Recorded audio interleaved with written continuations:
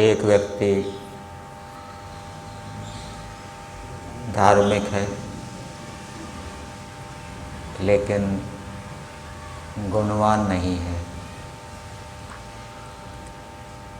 दूसरा व्यक्ति धार्मिक है और गुणवान भी है।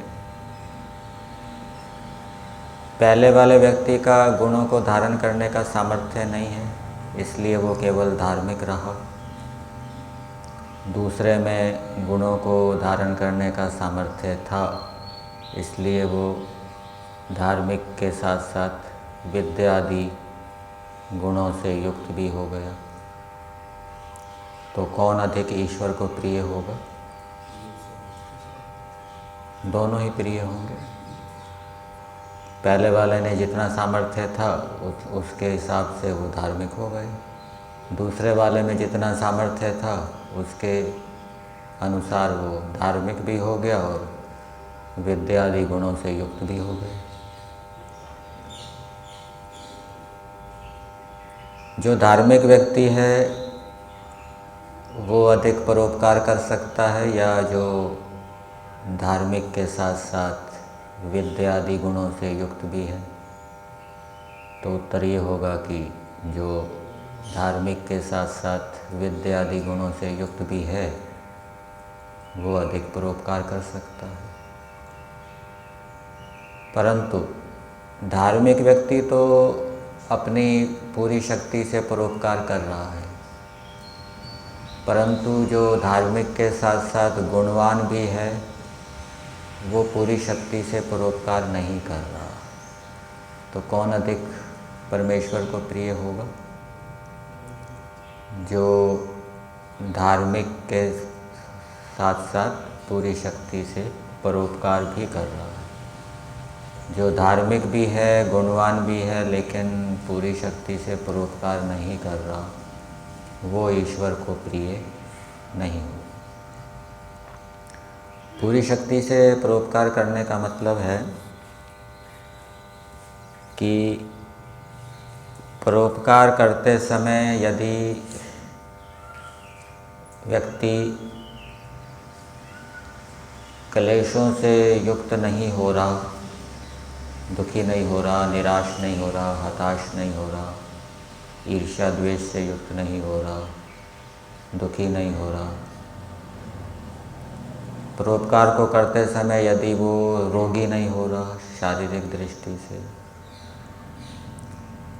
परोपकार को करते समय यदि वो अधर्म की ओर नहीं झुक रहा, अपने धर्म का, कर्तव्य का पूरा पालन कर रहा है, तो यह समझना चाहिए वो पूरी शक्ति से परोपकार कर रहा है।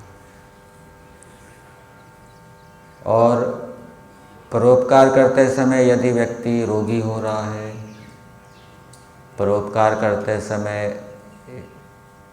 वो क्लेशित भी हो रहा है, अनेक क्लेशों से युक्त हो रहा है, परोपकार करते हुए वो अधर्म भी कर देता है, अपने कर्तव्यों को, धर्मों को, दायित्वों को छोड़ भी देता है, तो ये समझना चाहिए कि वो शक्ति से अधिक परोपकार कर रहा है।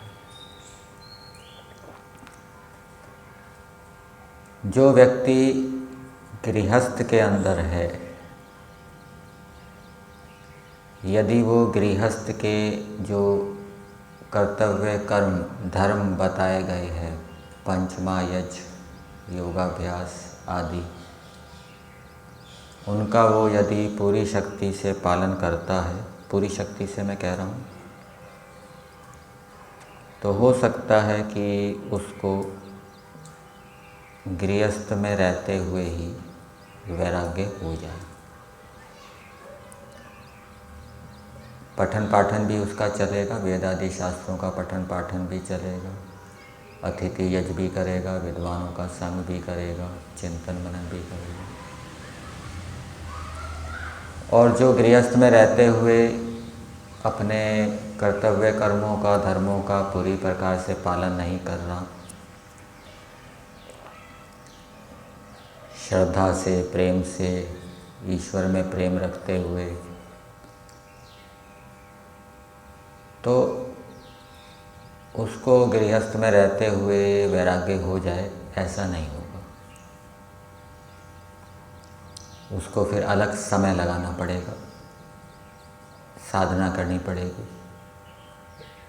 वहाँ पर भी उसको जो साधना के नियम है उनका पालन तो करना ही पड़ेगा। जैसे सत्यार्थ प्रकाश के 5वें समोल्लास में दिया है, पढ़ना पढ़ाना चलता रहेगा, पंच महायज्ञ चलते रहेंगे और अनेक प्रकार की तपस्याएं भी चलती रहेगी, और जो उसके व्यवहार हैं मानव संबंधी व्यवहार वो भी करता रहेगा। और गृहस्थ में रहते हुए मान लीजिए किसी के पूर्व जन्म के वैराग्य के संस्कार हैं तो हो सकता है कि कुछ घटनाएं गृहस्थ के अंदर ऐसी हो, मृत्यु आदि की घटनाएं होती है, देखना सुनना होता है, संबंधी भी मरते हैं, कोई मित्र साथियों के यहाँ भी मृत्यु होती है। तो यदि उसके पूर्व जन्म के वैराग्य के संस्कार हैं जो ब्रह्मचर्य आश्रम में नहीं जागे, ब्रह्मचर्य आश्रम में ऐसी घटनाओं का सामना उसको नहीं करना पड़ा, गृहस्थ आश्रम में करना पड़ा, तो हो सकता है कि उसके कारण भी उसको गृहस्थ में वैराग्य हो सकता है और फिर वो सीधा ही गृहस्थ से संन्यास ले सकता है।